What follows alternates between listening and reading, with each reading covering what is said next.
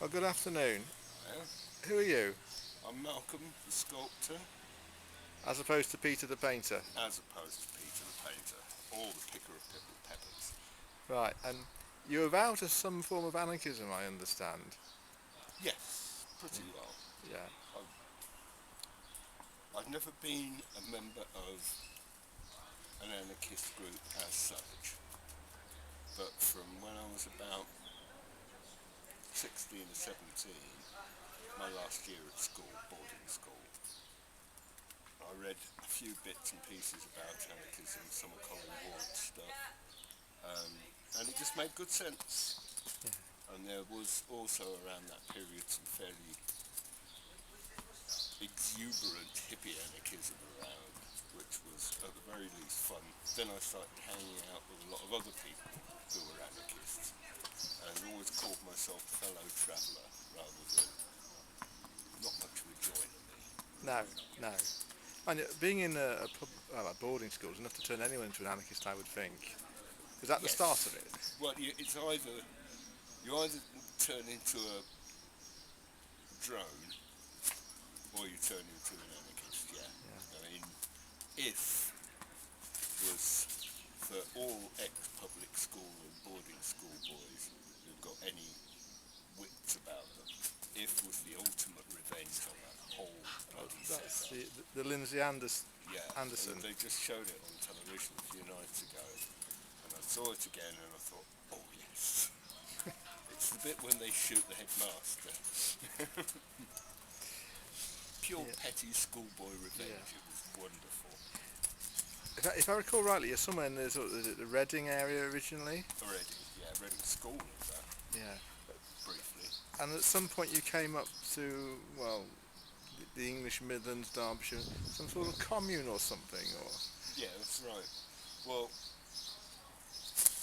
there was a bunch of us who'd had rooms together in a student house in Reading, and we all got along well. I mean, the best way to find out if you can get along in a commune situation is to do it for a bit, and then find out which people don't want to do it. And we were pretty close. Um, Initially, none of us had enough money. I mean, at that point in Reading, a garden shed was 10,000 quid. None of us had that kind of money to buy a place. But Griff had had an accident a long time earlier and was due some compensation. So what, he, bless him, what he agreed to do with his compensation money, 6,000 quid, was to buy a house big enough for three couples, as it was originally, to live in, and the other two couples to buy in after he paid for the place in the first place, which we got, and was because we'd already worked out a lot of the technical details. You know, the washing up is the rock most communes founder on, and we've got all that side of things already pretty well worked out. So it's successful for about 12, 13 years until the pressure of having just too many people and too many kids yeah. drove us nuts, and we split it up. So it had lived its life. Yeah, Yeah. yes, it had reached its period, shall we say. I had a lot of communes actually broke up upon over a sort of sexual jealousies and rivalry as well, as as much as anything else. But that wasn't the case in your case, luckily. No, Yeah. but we weren't exactly one of oi, knock it off. Um, in that respect, it was a fairly middle class sort of communist. Yeah. It never really cropped up between us as an issue, Yeah. simply because it didn't really happen. We all had Yeah. pretty stable and steady relationships already, and we're just actually not that interested. But Um, when I first came across you, Malcolm, it was something like the poll tax protests, and then yeah, to my eternal shame, I missed the riot. um, and then the well, would have stopped the city before or after?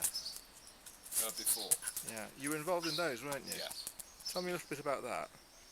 Oh, that was really good fun, I have to say. Not least because two of us decided that the suit and tie brigade were always underrepresented as these protesters. So we wore suits and shiny shoes and ties and eminently respectable. And it was amazing, the difference.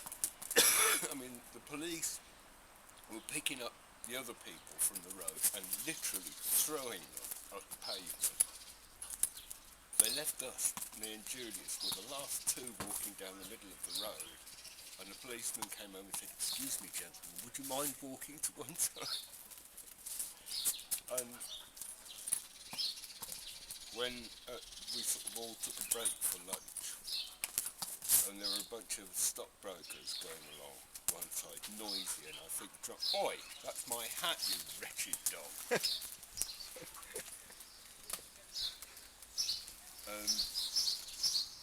Yeah, these stockbrokery types went rather noisily by, so Julius and I whipped out our placards, and they shouted "Class traitor" at us and threw all their spare change, which was wonderful because it bought us 2 pints of Guinness each. Oh, that's fascinating. That's wonderful. All right, Malcolm, thanks very much for talking to me today.